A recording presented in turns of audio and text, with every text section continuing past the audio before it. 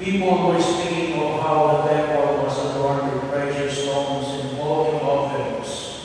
Jesus said, "These things you are contemplating, the day will come when not one stone will be left on another, but it will all be turned down."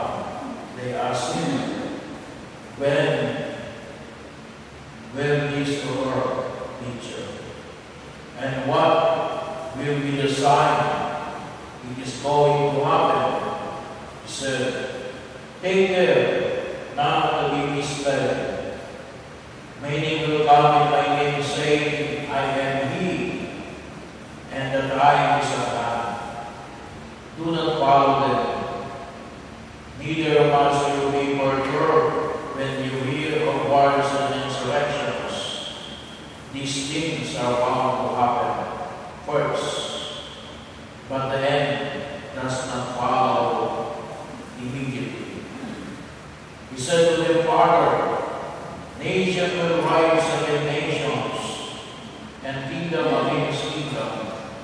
There will be great earthquakes, plagues, and famines in various places, and in the sky fearful omens and great signs."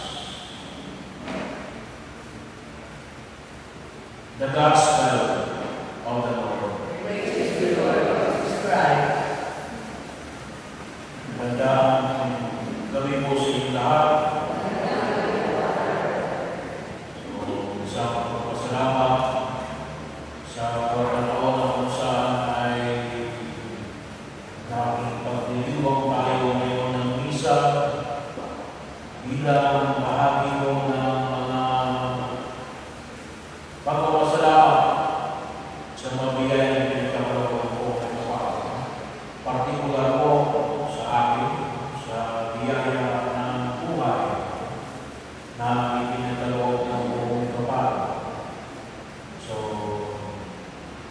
isang bahagi ko na muling ipinapakita ng buong kapal ang kanyang pagpapala at patuloy ng pagpapala.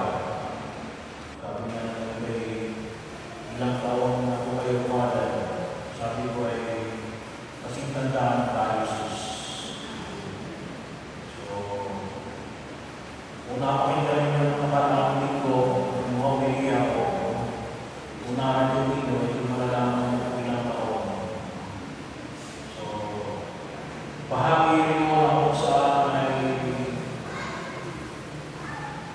sabi nga po natin ang mahalaga ay ang pagkakataon ng isang pagpapasalamat. Pagpapasalamat na ibinahayag ang buhay ng Pilipino o isang buhay na kung saan ay sa nakikita natin sa kulinaryo at mga araw-araw ng pagpapino sa Pilipino. Sa Ebanghelyo, nakita ko ito, ang hinihintay ang kanilang mga katapusan ng Pilipino. Yung natawagin natin yung mga mabubonggang mangyayari, yung naroon na yung kaguluhan, nandiyan na yung malawak ng kagutom, gera, bayan laban sa kabilang bayan, kaharian laban sa kabilang kaharian, chaos. Pero nung sabi ng Panginoon, yung mga bagay na ito ay darating. Pero ang pagdating na wakas ay hindi kara-kara. Kumisan po sa buhay natin, we are looking for spectacular events. And sometimes, nakakalimutan natin ang mga ordinaryong bahagi ng ating pagkilo sa daigdig na ito. Pero may mga pagkakataon na may mga special events na binibigyan natin ang pagpapahalaga. Na kung tama ay matawagin ko natin ay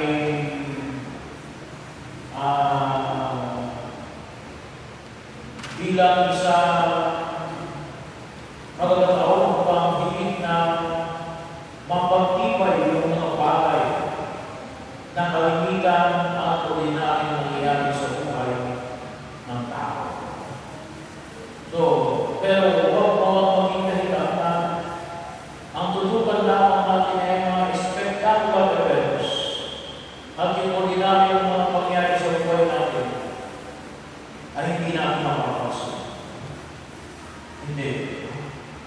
Bahagi ito na ipinapahid ng Panginoon na ang paghahanda natin ay isang paghahanda na nangyayari sa day-to-day basis ng ating pagkilos sa daigdig nito. Pang-araw-araw, pang-karaniwan, at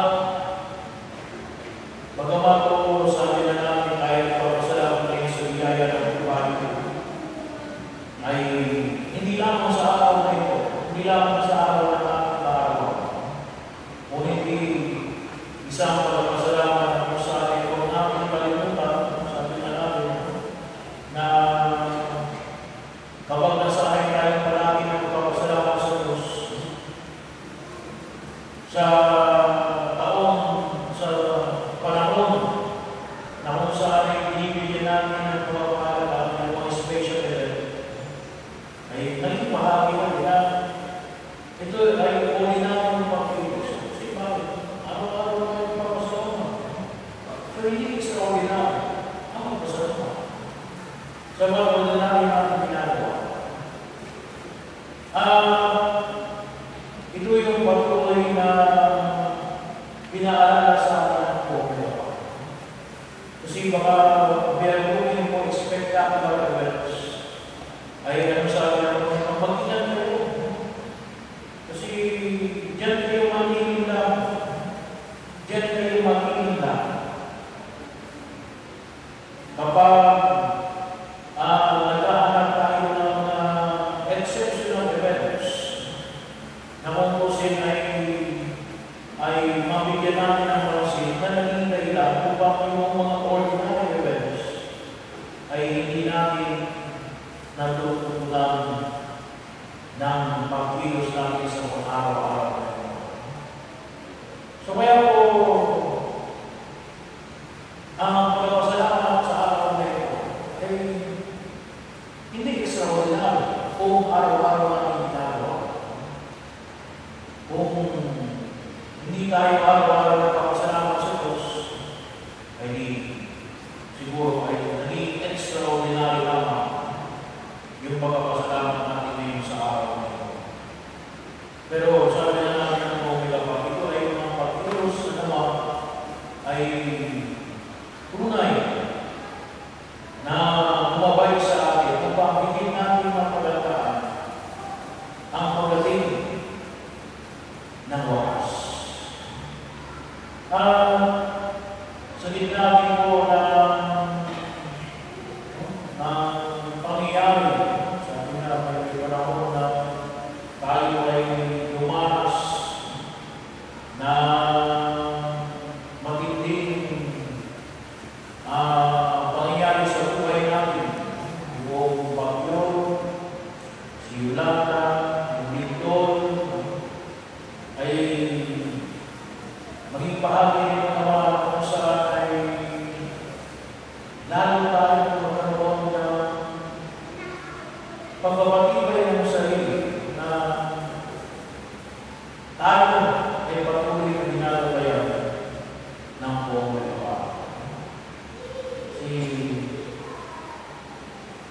Isa po sa binibigyan ng pagpapahalaga ng simbahan ng Lugar ng Francisco Gamato, hindi na ho kasama sa liturgical kalita ng simbahan ay yung kapistahan ng Nuestra Señora de los Remedios, Our Lady of Remedy, na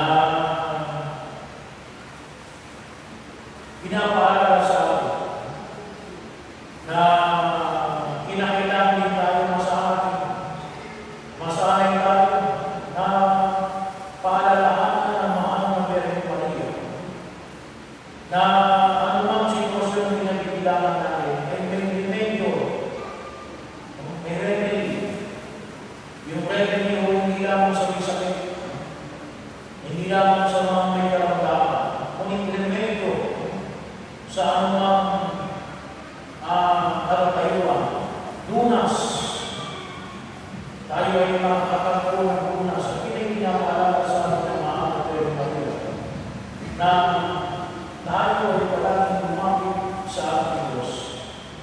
nagbibigay palagi ng lunas sa lahat ng uri ng ating problema, sa lahat ng uri ng ating suliranin, sa pagkilos natin sa dating ito.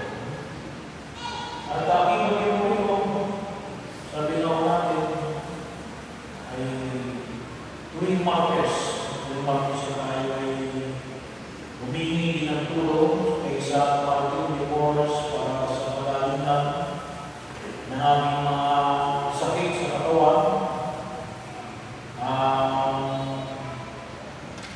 patron ng mga may sakit, iginunulotin natin na tayo ay patuloy niyang bigyan ng lunas sa araw ko na ito. Pero ito, bigyan natin na hindi na pagpapatibay.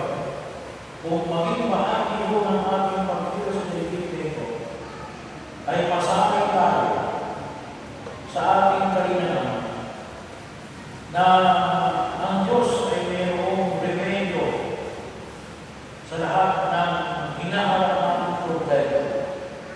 Maging yan man ay sa sakit, maging yan man ay ang problema na dulot ng lindol, yan man ay problema na dulot ng ulanda, o yung problema na dulot ng pang-araw-araw ng pagkilos sa daigdig nito, ay sabi lang natin, ay hindi mo mahirap na patuloy na manalig sa Diyos at magbigay ng karapatan sa atin ano man yung ating naharapin sa daigdig. Pero ito po, hindi yung kailangan natin sa araw. Isang pagpapasalamat sa bigaya ng buhay at isang pagpapasalamat na ang ating Diyos ay ang ating Diyos na hindi palagi ng pag-asa na magbibigay ng anumang lunas sa ating inaarap sa daigdig. Kaya rin po, sama-sama natin tulong, palalangin namin yung mga may sakit natin mga kapatid. Isama rin po natin yung mga tao, mga may sakit, maaaring tawag pari ninyo, kaibigan ninyo, yung mga tao nagkakaroon ng sakit ng ulo, gawa ng kanilang suliranin sa daigdig nito, ay panalangin natin na naway magkaroon ng lunas sa harapan ng Diyos sa tulong ng mahal na remedyo at sa tulong ni San Martin. Magsiguro po tayo at gawin ang litania sa karangalan sa